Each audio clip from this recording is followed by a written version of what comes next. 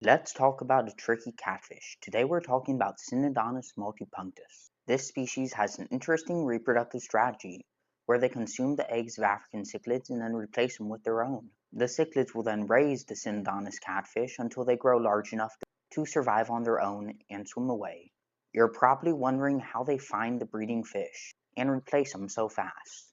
Well, they have taste buds on their skin, which allows them to sense the hormones produced during fish reproduction. This species can grow to 6 inches or 15 centimeters in captivity, with larger being possible in the wild. They're exclusively native to Lake Tanganyika, which is found in Africa. And because of their territorial nature and size, they require a 55-gallon to thrive for you. This will both give them enough swimming room and territory to thrive in your care. If you want to set up an aquarium ideal for them, there's only a few things you need to do.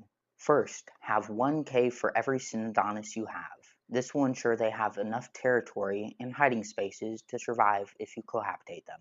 2 is not as required but is beneficial if you want to see them during the day, to keep the light dim, and having dim light will make them feel more comfortable and allow them to come out more. 3. Make sure they're the only bottom-dwelling species, if possible. Or if you add another bottom-dwelling cichlid, make sure they're large enough to not be consumed. Next up is their diet. They are an omnivore and unfussy about what they eat. For that reason, I recommend feeding them a balanced diet to ensure that they thrive in your care.